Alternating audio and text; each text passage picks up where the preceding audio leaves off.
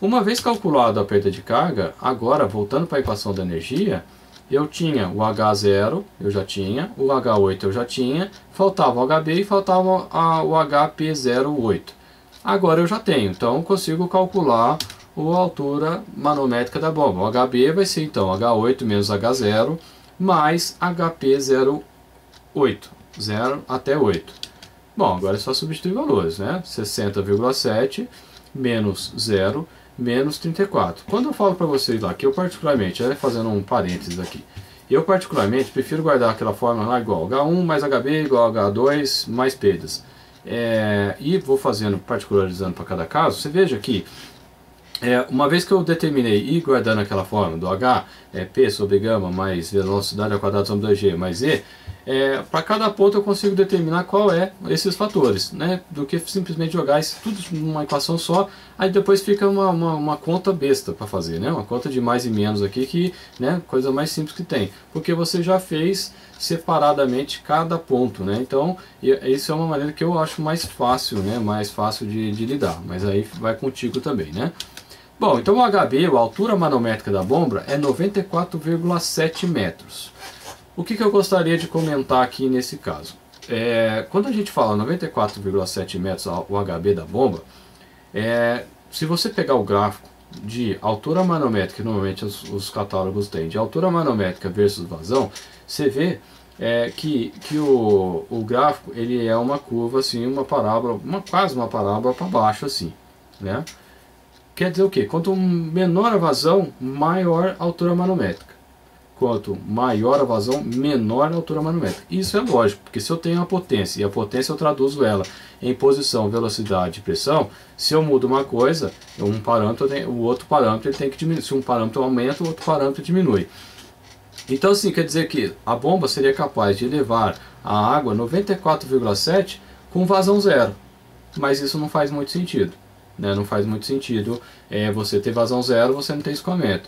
Então você vai ter um ponto onde que você vai trabalhar, que vai ser numa determinada vazão e que vai ser numa determinada altura manométrica. Nesse caso aqui, dentro dos parâmetros que nós estamos calculando, a altura manométrica da bomba 94,7 é para a vazão de 40 litros por segundo que a gente falou lá atrás, né? Então, é claro que, como que o fabricante ele determina esse ponto? Ele faz essa curva, né? Ele faz vários testes e aí ele vai determinando isso em função dos parâmetros práticos.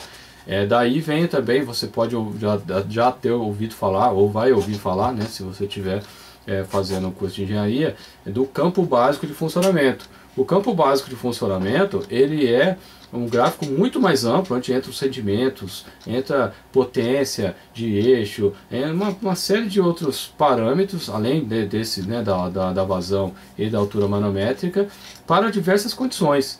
Então, através do campo, se você tiver acesso ao campo básico de funcionamento do equipamento, você conhece o equipamento como um todo. E esse campo básico de funcionamento vai ter para bomba hidráulica, para bomba centrífuga, vai ter para motores a combustão interna, enfim, vai ter para uma infinidade de equipamentos, né, de parâmetros de trabalho. E outro ponto que eu gostaria de chamar a atenção aqui, que a gente só estou citando, né, porque você vai ouvir falar, é o tal do BEP. BEP é o Best Efficient Point, que é o ponto de maior eficiência. Embora você tenha um gráfico né, da vazão, da altura manométrica versus a vazão, e em tese a bomba poderia trabalhar em qualquer ponto desse, você vai ter os pontos onde ela vai ter o maior rendimento, né? Então, quanto mais próximo você trabalhar, o equipamento trabalhar mais próximo do ponto do tal do BEP, que é o Best Efficient Point, o ponto de melhor eficiência, melhor vai ser para o equipamento, né? Então, quando você foge desse parâmetro, desse ponto, vamos imaginar que o ponto de melhor eficiência seria para a vazão de 50 e a altura manométrica de 50, só para ficar mais fácil.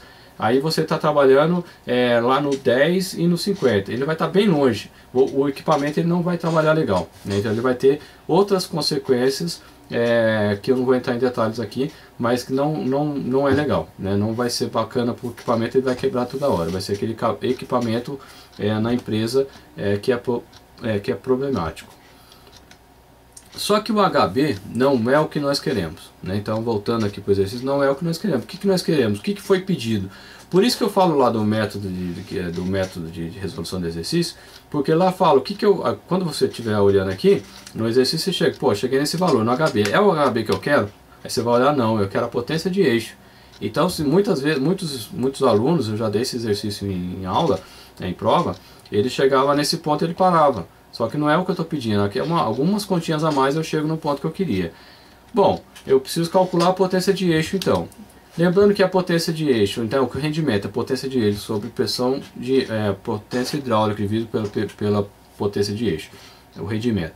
E que a potência hidráulica ela é gama aqui HB, eu consigo então calcular a potência de eixo, né? Então vai ficar gama aqui HB no lugar da potência hidráulica dividido por rendimento, né? Só fiz uma matemática aqui. Então fica igual 9.800 vezes 40 vezes 10 a menos 3, que é a vazão, vezes 94,6, que é o valor da perda de da altura manométrica da bomba que a gente acabou de calcular. Dividido por 0,7. Isso vai dar 52,970 watts.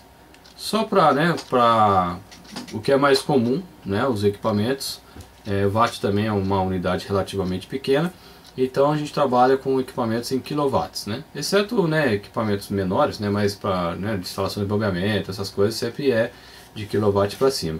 Então a potência de eixo do meu equipamento é de aproximadamente 53 kW, né, então essa seria a potência desse equipamento nessa condição.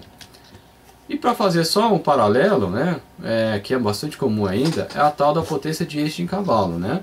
Então a equivalência do cavalo, né? Um cavalo ele tem 73,5 kW e fazendo essa conta eu teria então uma bomba de 72 cavalos. É claro que se você for verificar as bombas, os motores elétricos junto aos fabricantes, você não tem para todas as potências. Então, se você for ter que especificar o motor aqui, você vai ter motor de 50 cavalos, 60, 75, 90 e 100, se não me engano, eu não lembro toda a escala.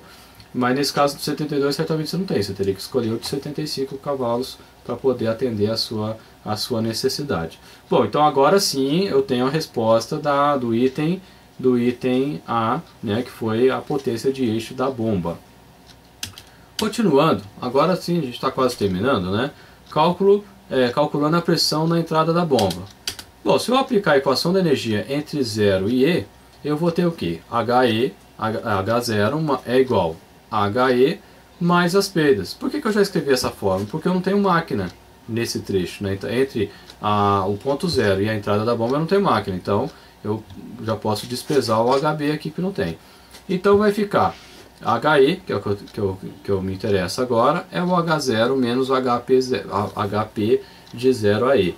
Então vai ficar 0, que é o valor de H que a gente já tinha determinado, menos 7,19, que é a perda de carga entre o trecho 0 e a entrada da bomba.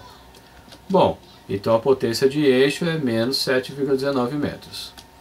Não é o que nós queremos também, a gente quer a pressão na entrada da bomba.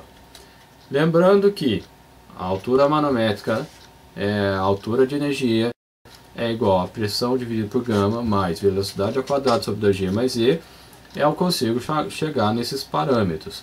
Então o que eu tenho? A pressão de entrada da bomba, dividido por gama, vai ser igual o H, que já estava do outro lado, menos velocidade ao quadrado sobre 2G, então passei para o lado negativo, menos E, passei para o outro lado negativo. Continuei com gama aqui só para facilitar. Então vai ficar menos 7,19, menos 2,26 ao quadrado dividido por 2 dividido por 9,8, menos o Z, que é o 0,5, agora justamente aquela distancinha entre os pontos da entrada e o meu ponto de referência, o plano horizontal de referência. Então eu chego aqui fazendo as contas aqui, a pressão de entrada dividido por gama é igual a menos 7,95.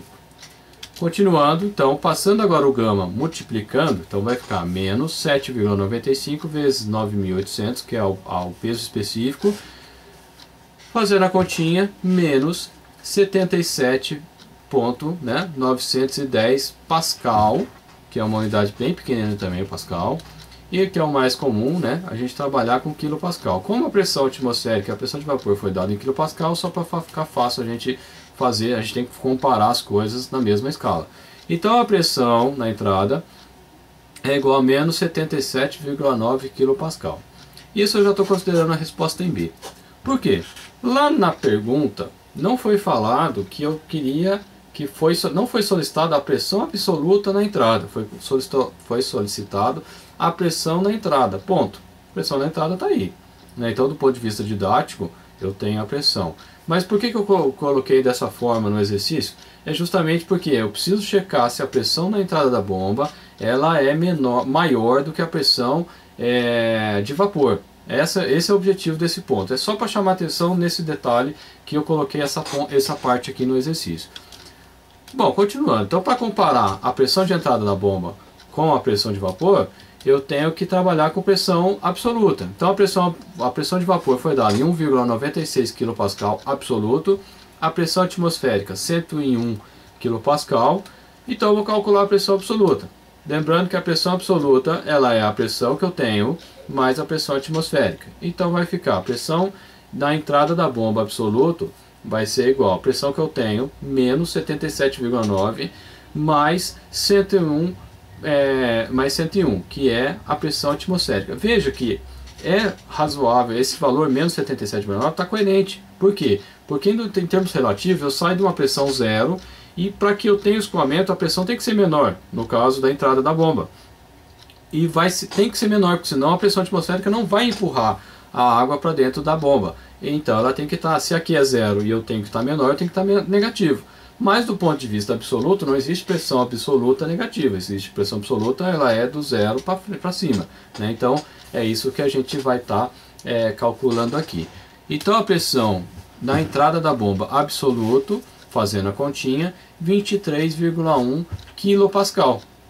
Bom, comparando a pressão na entrada de 23,1 kPa, ela é maior do que a pressão de vapor para essa temperatura que foi informada, que não foi mais, para essa pressão de vapor que foi informada é 1,96 e é bem maior e não é próximo, né? Então como ela está bem maior do que a pressão de vapor nessas condições, então eu posso concluir aqui a resposta C, né? Comparando, a ideia de comparar é que você traga uma informação adicional ou que você conclua alguma coisa. Então o que a gente conclui comparando as pressões? Como a pressão na entrada é maior que a pressão de vapor e bem maior, temos uma instalação bem projetada e não teremos cavitação do ponto de vista da questão de projeto.